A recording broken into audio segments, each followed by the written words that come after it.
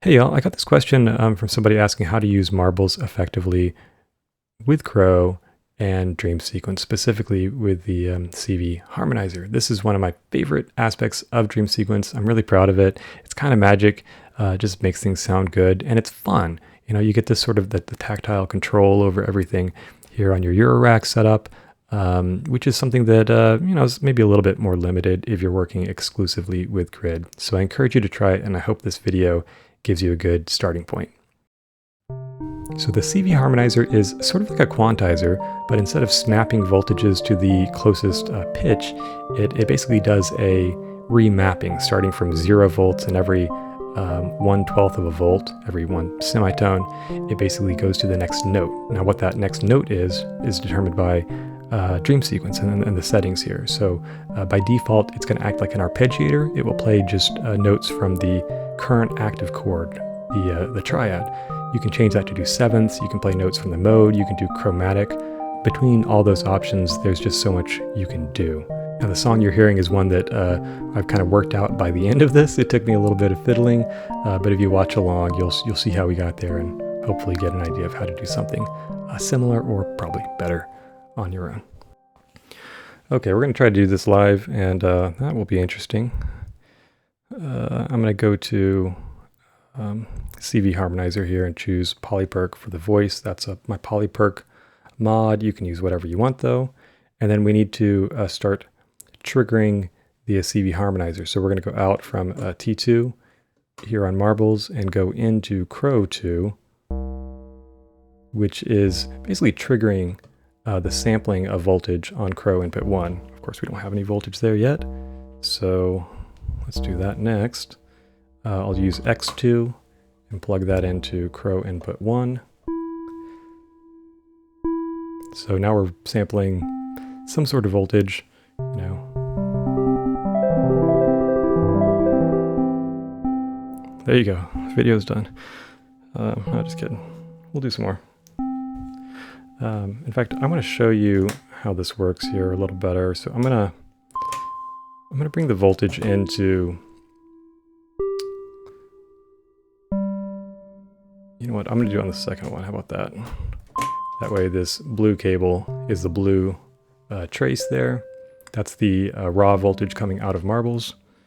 And then we'll kind of do a loop back thing so you can see what happens once the voltage has been processed. This is all free running, by the way.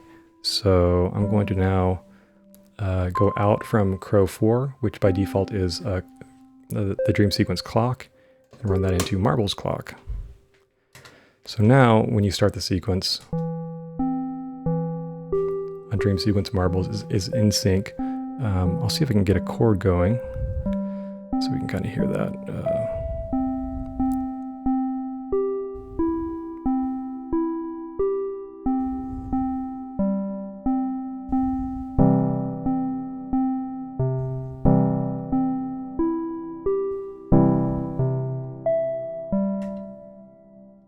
Pretty neat. Marbles is really smart. All the Mutable Instruments stuff is, of course, genius level smart, but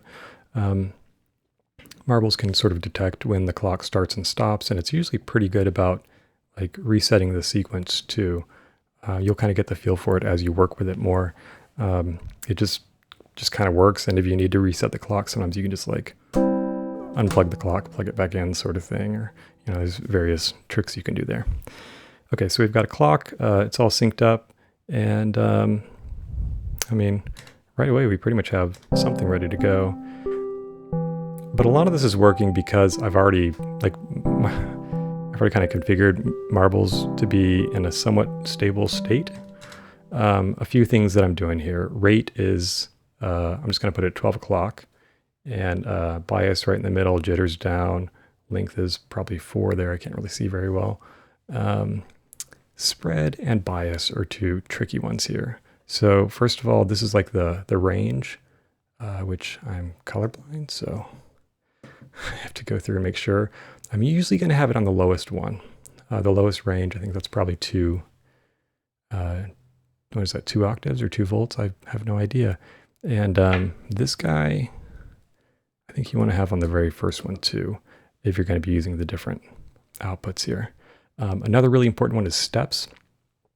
So the voltage that we want to bring in should either be unquantized or like chromatically quantized. And if you're just a little bit past 12 o'clock, sorry, the camera angle's not great here.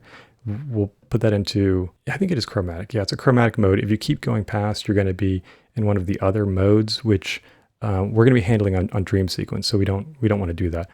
Let me show you how spread and bias work. So bias is all the way down. And it's basically, you're hearing that root note from the,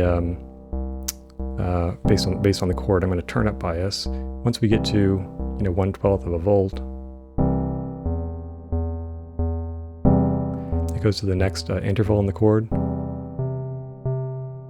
Maybe I'll skip one over there. It just keeps going up. You get the idea.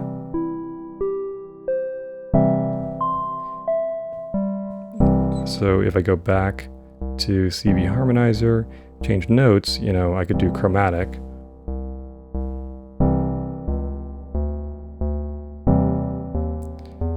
And it would basically be working like a quantizer here.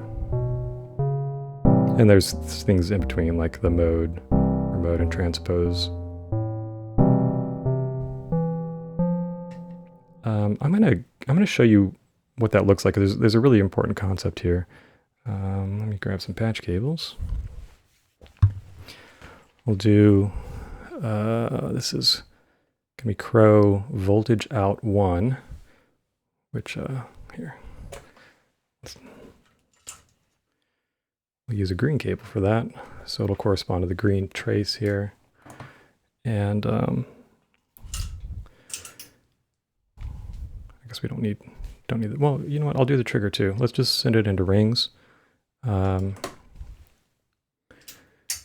so. Okay. I'm going to change this to Crow 1 and 2 outputs. 1 means voltage out on output 1 and envelope out on output 2. Change attack shape and decay shape to now, and sustain all the way down. That's going to output a trigger. There we go. Sorry about that. I had to tune these guys. Okay, so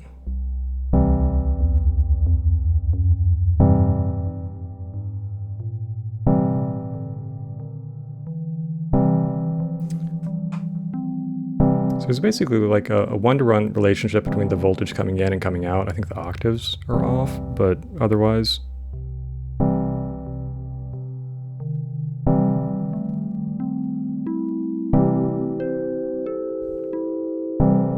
You see that relationship. If you change notes here, this is basically the note mapping. I'm going to change it to mode now.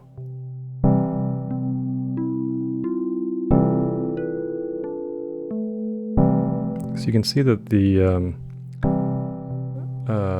traces sort of like start to spread. They start to diverge, I should say, depending on what note setting you have. So if notes are playing triads, it basically means very small changes, and the voltage going into Crow results in a very large change in the voltage going out, or the pitch of the notes that it's playing. So what that means basically is you want to kind of start with your bias and set that to the lowest note you think you want to be using here. That seems pretty good. And then spread is basically setting the upper limit of the pitch, the random pitches coming from marbles.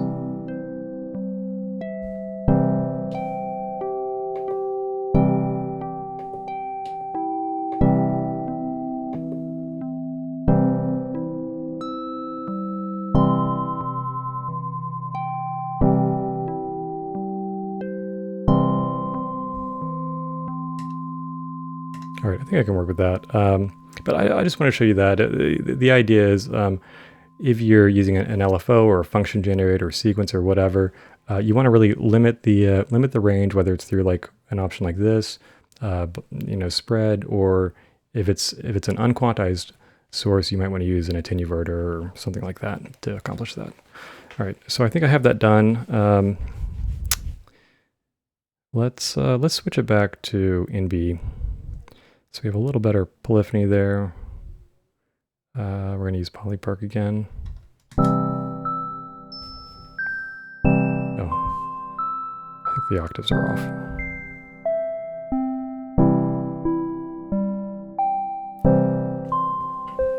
Okay, a couple other handy things to know.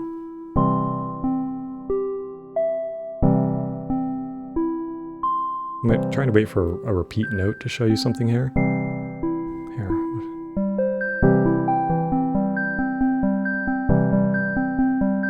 So when you have repeat notes, there's this auto rest option here that I really like. So when there are two notes that happen within the same chord step, it will basically only play the first one, and it lets you sort of extract these rests out of a sequence like this. Again, with auto rest on, with off.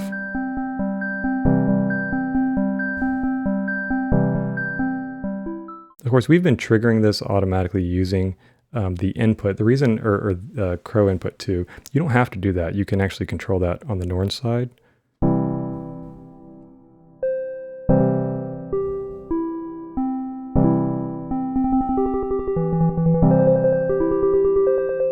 So this can be really nice if you have just like a free running LFO or something like that. You can sort of extract something musical, but still have the timing be tight and controlled by Norns. The reason I like to use the Crow input is you can do things like jitter. You can.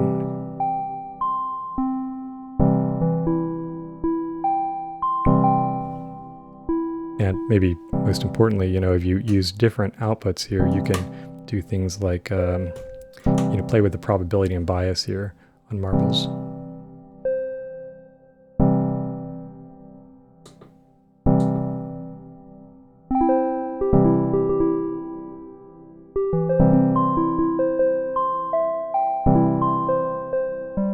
And so if you were to modulate this,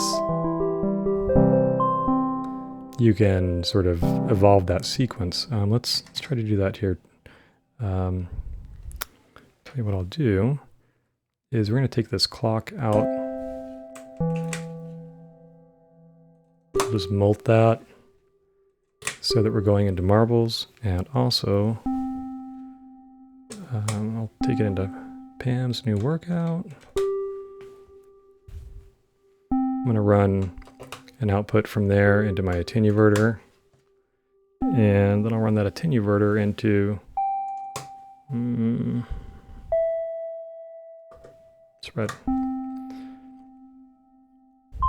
Oop. There you go. Okay, and let's kind of build something more interesting. I put some chords in here earlier.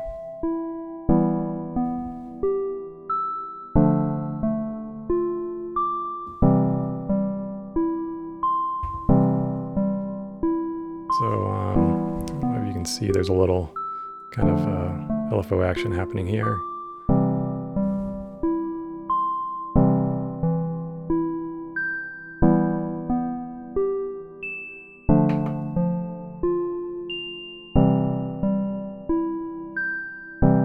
Slow that down and maybe give it some weird timing there. Yeah, 32 will be interesting.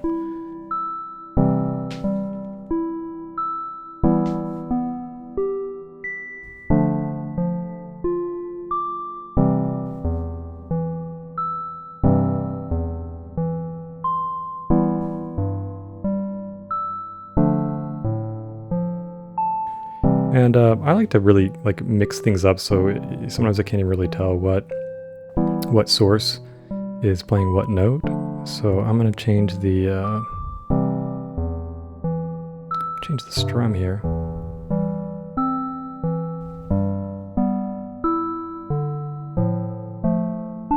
So we're getting a little of both of those. Oop. That was fun. Dorian.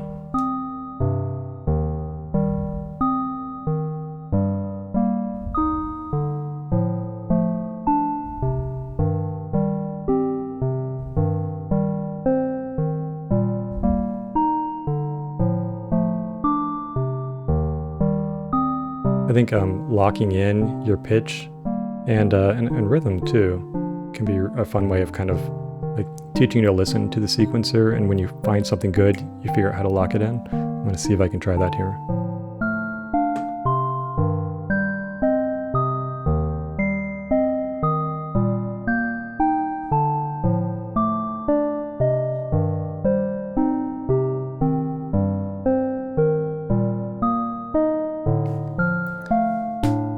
So it's a sort of three-step sequence there, like playing with different,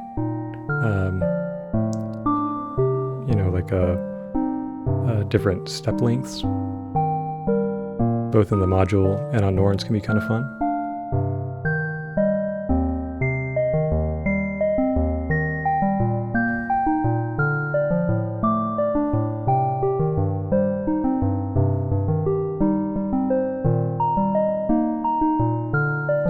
I forgot the reverb too. Ready for this?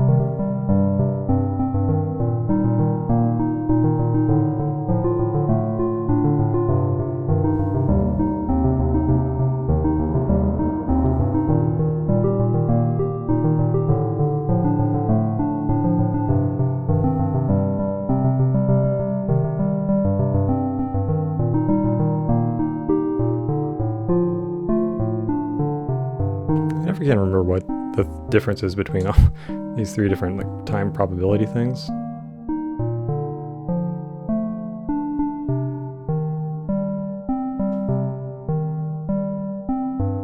Usually you can find something kind of interesting on there though.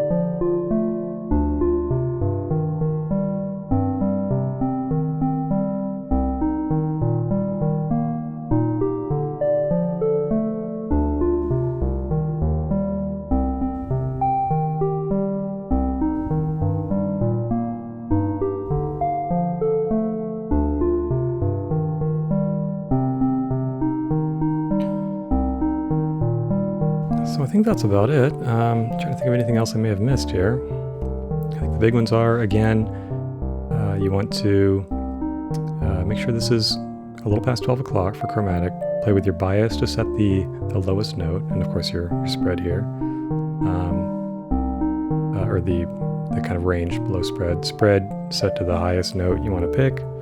Add some modulation, play around with your bias and rate and jitter here.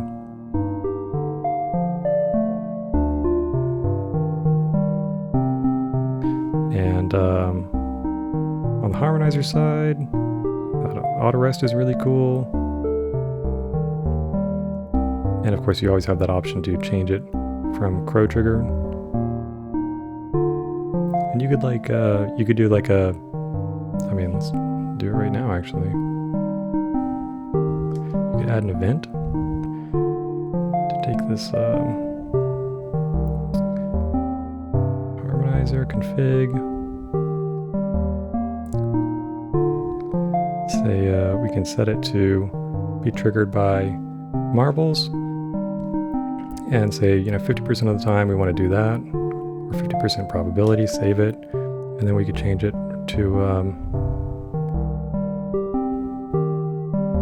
say, a quarter note, save that, and turn the arranger on. So you'll see that trigger change.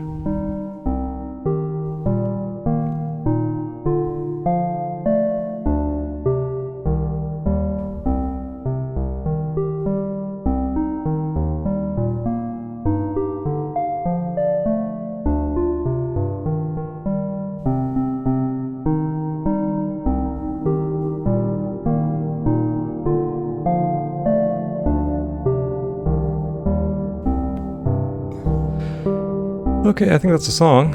So I'm just going to let this play a little bit, play us out, and let me know if you have any questions. Thanks for watching.